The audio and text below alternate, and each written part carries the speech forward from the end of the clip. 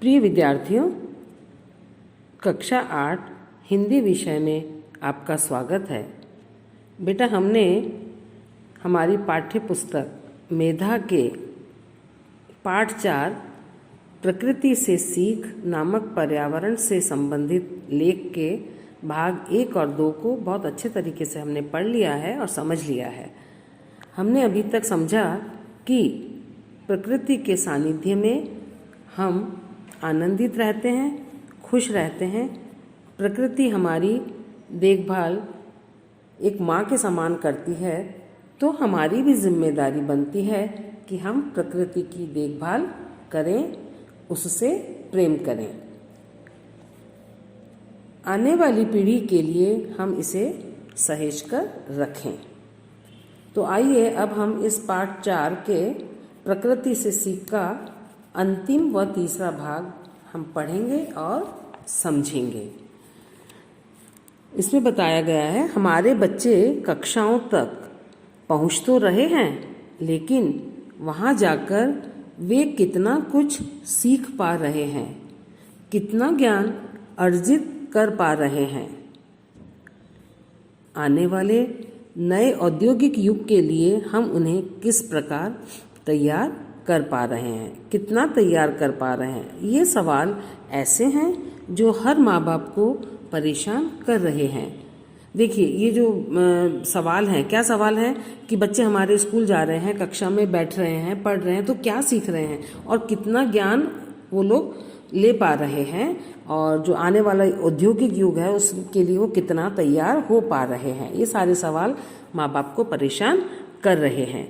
इसी प्रकार से अगर सोचें तो जिस प्रकार से स्कूलों का प्रसार माने एडवर्टाइजमेंट है ना, उनका विस्तार स्थान स्थान पर हो गया है, कई स्कूल खुल गए हैं, क्या उसी प्रकार से स्वास्थ्य संबंधी आधारभूत सुविधा अपनी जनता को उपलब्ध नहीं कराई जाना चाहिए?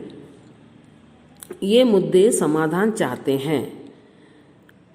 हर भारतीय के लिए हमें इन मुद्दों से जूझना होगा, और ऐसा करते हुए क्षेत्र के आधार पर या धर्म किसी प्रकार के भेदभाव को पास फटकने नहीं देना है। ये सुविधाएं सबको देनी होंगी, चाहे वे हमारे किसान भाई बहन हों या फिर उद्योग से जुड़े लोग हों।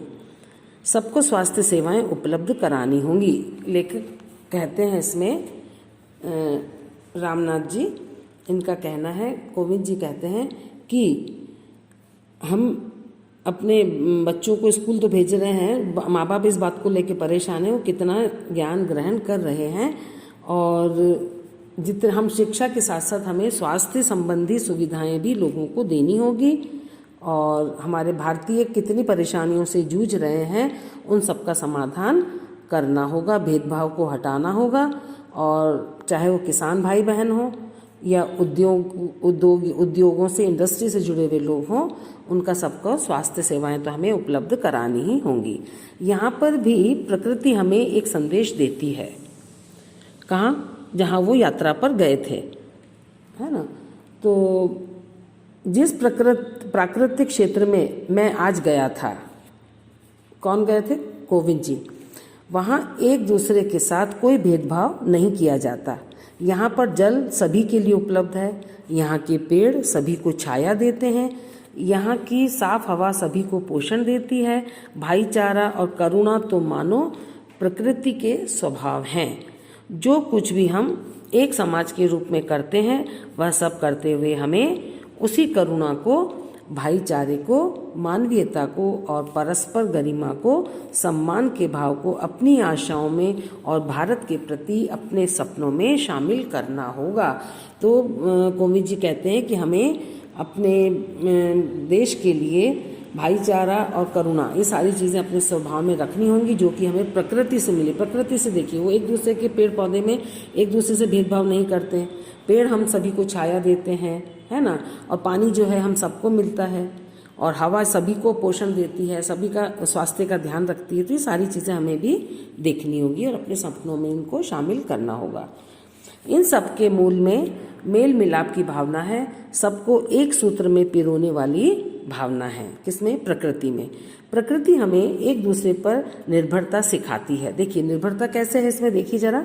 मधुमक्खी को पोषण फूल से मिलता है ना, और जल सभी जीवों की प्यास बुझाता है, और वृक्ष पक्षियों एवं जीव जंतुओं का स्वागत बाह पसार कर करते हैं।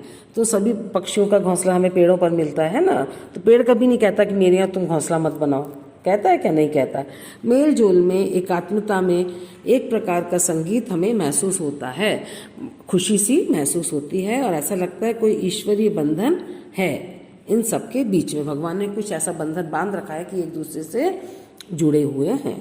जीवधारी चाहे छोटा हो या बड़ा, शांत हो या शोर मचाने वाला, सभी को मिलजुल कर साथ साथ पुष्पित पल्लवित होने देती है हमारी प्रकृति, है ना। एकात्मता ऊपर शब्द आया है, इसका अर्थ है एक होने का भाव, और पुष्पित पल्लवित मैंने फलने फूलने के लिए प्रकृति हमें संदेश देती है। यह आगे बढ़ने का अवसर प्रदान करती है। मानव जाति को भी प्रकृति से ये गुण सीखना चाहिए। हर मनुष्य को प्रकृति से ये गुण जरूर सीखना चाहिए। भारत को प्रकृति से अनुपम वरदान मिला है। अनुपम माने जिसकी कोई दूसरी उपमा नहीं है, बेजोड़ है, अपने आप में अनोखा उपहार है, वरदान है। इसलिए आइए हम सब मिलकर उस एकात्मता को और हर एक व्यक्ति को अपनी ये आकांक्षा पूरी करने, अपने सपनों और अपने भाग्य के लिखे को पूरा कर पाने में सहायक बने। इसे हमें एक राष्ट्रीय आंदोलन का रूप देना होगा। पूरे राष्ट्र के स्तर पर हमें ये सब चीज़ें करनी होंगी। भारत का ऋण है हमारे ऊपर, हमें अपने वर्तमान का यह ऋण चुकाना है। और आइए धरती माँ का, प्रकृति का यह ऋण हम उतार जाएं। किस प्रकार उतार पाएंगे? प्रकृति का सम्मान करके, प्रकृति का संरक्षण करके, है ना बेटा। ये पाठ हमारा पूरा हो गया है, जिसे रामनाथ कोविंद जी ने लिखा है, जो हमारे अभी के राष्ट्रपति हैं, है ना। इनका जन्म 1 अक्टूबर 1945 को कानपुर देहात उत्तर प्रदेश के पारोक गांव में हुआ था, है ना। वे एक राजनेता के साथ साथ समाज सेवी भी रहे हैं। उन्होंने पारोक गांव में अपना पुश्तैनी मकान ग्राम पंचायत को दान कर दिया, जिसका उपयोग गांव वाले बारात घर के रूप में कर रहे हैं, है ना। अब देखिए हम इसकी पुनरावृत्ति करते हैं कुछ प्रश्नों के माध्यम से। कौन से सवाल माँ बाप को परेशान कर रहे हैं? बच्चे कक्षा तक पहुँच तो रहे हैं, लेकिन क्या कुछ सीख रहे हैं? उन्हें कितना ज्ञान मिल रहा है? आने वाले औद्योगिक युग में कितना तैयार हम उनको उसके लिए कर पाएंगे? ये सारे सवाल माता पिता को परेशान कर रहे हैं। प्रकृति हमें क्या संदेश देती है? प्रकृति हमें एक दूसरे के साथ भेदभाव न करने का संदेश देती है। प्रकृति के स्वभाव में क्या विद्यमान है? प्रकृति के स्वभाव में भाईचारा और करुणा, दया विद्यमान है। प्रकृति हमें क्या सिखाती है? प्रकृति हमें एक दूसरे पर निर्भरता सिखाती है। बेटा आज की कक्षा हमारी यहीं समाप्त होती है, पाठ हमारा पूरा हो गया है। अब पढ़े गए भाग में से 5 या 7 प्रश्न आप बनाएंगे और उनके उत्तर लिखेंगे, यही आपका गृह कार्य है। और कल हम करेंगे बेटा इस पाठ के प्रश्न उत्तर। तो इस पाठ को पढ़ के प्रश्न उत्तर पर आप निशान लगाएं, ताकि कल हमें उत्तर करने में आपको दिक्कत नहीं आएगी। ये धन्यवाद।